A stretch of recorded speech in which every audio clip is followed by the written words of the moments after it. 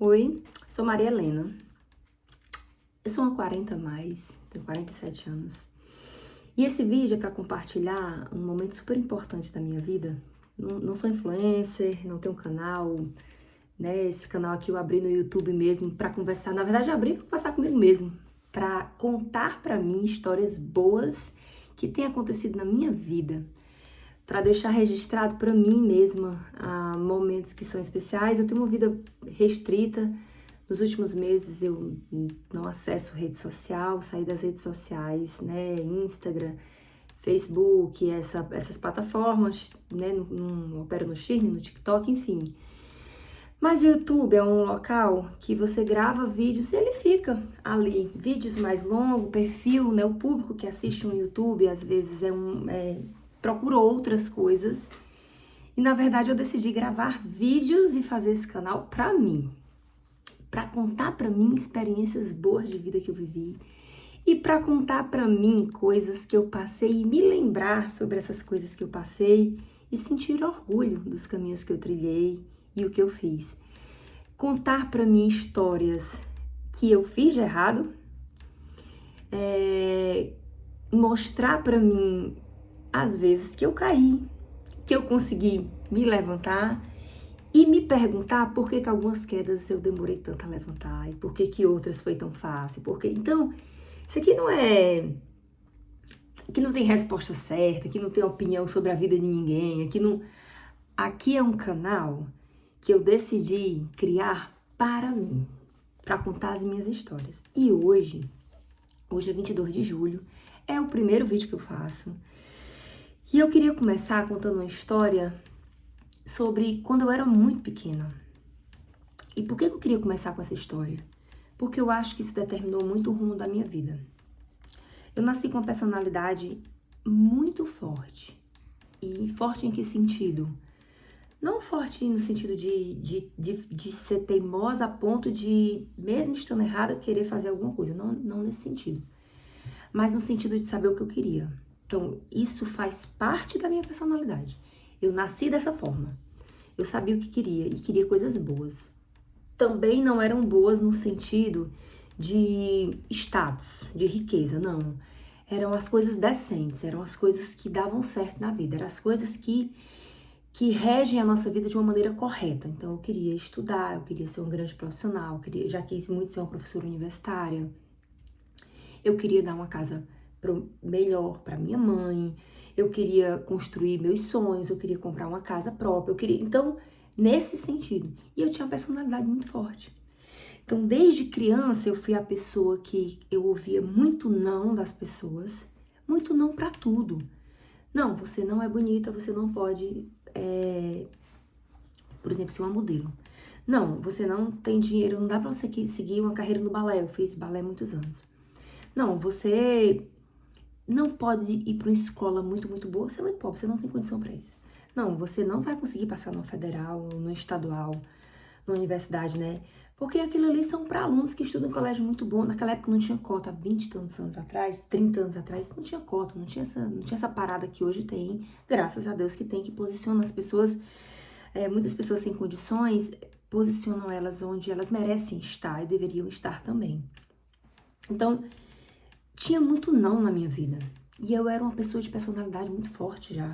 Então eu era a pessoa que esses nãos simplesmente não entravam na minha vida. Eu não fazia muito esforço para trabalhar e dizer, eu não posso escutar uma coisa ruim, eu não posso absorver uma coisa ruim. De fato, eu não posso dizer que eu tive muito trabalho nesse sentido. Porque eu realmente não absorvia. Eu realmente não ficava parada sobre a perspectiva do outro. Eu não ficava parada sobre a mentalidade de outra pessoa. Eu ouvia muito pessoas idosas, e eu gosto muito de conversar com pessoas idosas, até hoje é meu público predileto, assim, pessoas bem idosas, ou crianças, né, bem crianças, que eu amo crianças, mas eu me lembro muito que eu gostava de escutar a história de pessoas idosas. Essas pessoas sempre falavam sobre garra, sobre resiliência, sobre como tinham conseguido criar seus filhos, sobre... Então isso era uma coisa que eu absorvia muito. Não absorvia tudo, porque, por exemplo, já não me agradava a ideia de uma mulher que batalhou e passou a vida toda cuidando de um marido que batia nela, que era alcoólatra, que chifrava, que traía, não sei o quê. E essa mulher mantinha ali uma postura de, eu criei meus filhos e nunca deixei ele. Então, essa parte do eu nunca deixei ele, apesar de ter apanhado, de ter sido traído e tudo, isso era uma parte que me incomodava. Quando eu era criança, eu escutava esse tipo de história e já me incomodava. Então, eu também tinha muita clareza sobre as coisas que as pessoas queriam impor para mim no sentido de negatividade. Eu tinha uma clareza de afastar aquilo e tinha uma certa clareza de dizer o que eu não queria também pra minha vida, no sentido de, eu não quero ser uma mulher traída, eu não quero ser uma mulher espancada, eu não quero ser uma mulher privada de viver a vida, não quero isso pra minha vida. Eu também tinha essa clareza. Então isso não foi uma coisa muito difícil pra mim. Às vezes eu vejo a dificuldade que muitas pessoas têm de conseguir dizer não pro outro, de se posicionar. Pessoas que têm muita dificuldade de colocar limite no outro. Falar para o outro, eu não posso fazer isso. Eu não posso deixar que você faça isso comigo. Eu não posso deixar, não posso permitir que você me maltrate, eu não posso permitir que você rompa os meus limites e me trate mal. É muito comum ver as pessoas não terem essa postura, provavelmente porque não faz parte de uma personalidade, não faz parte do que ela aprendeu na vida, porque aprendeu às vezes desde muito pequena a ser submissa demais, ser capacho demais, sofreu muito, teve muitos traumas, sofreu muitos abandonos e tem medo de dizer não ao próximo. Às vezes funciona mais ou menos assim. Mas sabe o que eu aprendi depois de grande? Não sobre a minha forma de me portar, porque eu já sabia o que eu queria e o que eu não queria, mas eu tinha outras limitações, muitas outras limitações. Eu aprendi que a gente consegue aprender sim. A gente consegue mudar um padrão da nossa vida para melhor. A gente consegue reescrever a nossa própria história. Por mais que a gente tenha uma base de personalidade, uma base genética, uma base de conceitos que foram enraizados e de experiências vividas lá na infância, que regem muito a nossa vida, mas existe um lado da gente que tem toda uma capacidade de readaptação, que tem uma capacidade de se reconstruir. Existe a neuroplasticidade que nos permite reescrever novas histórias, novos aprendizados, seguir novos rumos. Isso quer dizer que enquanto a gente está vivo, a gente consegue ressignificar, reescrever, reestruturar, reviver, reprocessar, melhorar, nos empoderar e nos tornar uma pessoa diferente daquilo que não gostamos de ser e não conseguimos deixar de ser. A gente consegue mudar. A gente consegue, por exemplo, reeditar a forma como a gente aceita que o outro entre na nossa vida. Por mais difícil que seja, isso não são mudanças muito bruscas. As vezes em que eu precisei me posicionar e mudar, foram vezes em que eu comecei com passos muito pequenos. Eu tinha uma certa dificuldade de dar não quando se tratava de ajuda. Então, todo mundo que geralmente chegava, tô precisando de dinheiro, tô precisando daquilo, compra isso pra mim, paga isso pra mim, faz isso pra mim, não, me dá isso, tá. Geralmente era nesse sentido. Toma essa responsabilidade, assuma essa bronca por mim, faz isso por mim. Eu tinha uma certa dificuldade de não querer ajudar. Então, eu sempre me esforçava, ou pagava, ou ajudava, ou dava. Eu sempre achava que eu tinha que dar. Então, depois de uma certa idade, né, e eu falo isso muito mais, depois dos 40 anos, eu tenho 47 anos, eu comecei a falar, mas peraí, eu consigo dar esse não aqui, eu acho que eu consigo dar. Eu comecei a fazer testes muito pequenos, coisas muito simples. Me dá uma carona até ali, e às vezes eu tava deitada num domingo à tarde, não queria me levantar do meu sono pra fazer uma coisa que a pessoa poderia, sei lá, pegar um mototáxi, poderia pegar um táxi, poderia ir, poderia pedir outra pessoa. E eu comecei a parar e pensava assim, não vou conseguir, eu vou me deitar. Eu tenho direito de descansar num domingo à tarde depois de passar uma semana inteira trabalhando. Eu tenho esse direito. Não, hoje eu não vou não. E as pessoas começavam a se admirar com isso. Não, hoje eu não quero fazer isso não. Não vou.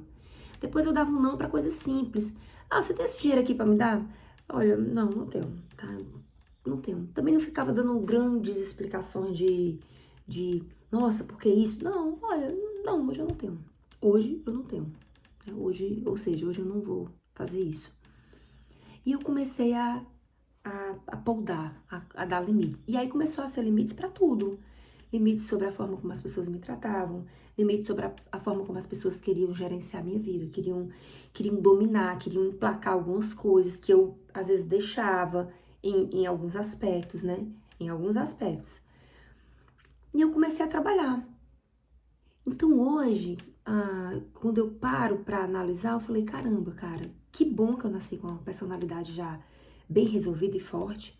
Que bom, porque isso me ajudou muito. Se eu tivesse nascido com uma personalidade ali mais retraída, uma pessoa mais submissa, mas com certeza eu teria tido muito mais dificuldade.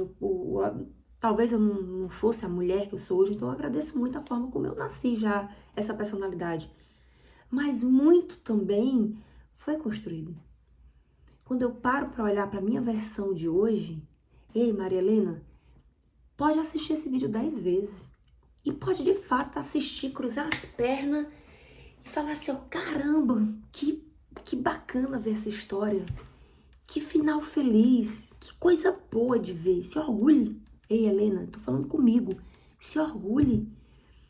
Cara, porque aos 47 anos, eu tenho muita leveza de não precisar estar em todos os lugares porque eu preciso estar, não precisar escutar qualquer coisa de qualquer pessoa porque eu sei impor limites, não me sentir desvalorizada em nenhum local, porque eu sento em mesas que me agregam.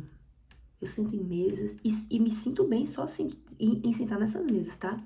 Eu não me sinto nem mal por não fazer parte de um grupo ou de alguma coisa, porque eu não sinto nem falta, nem quero.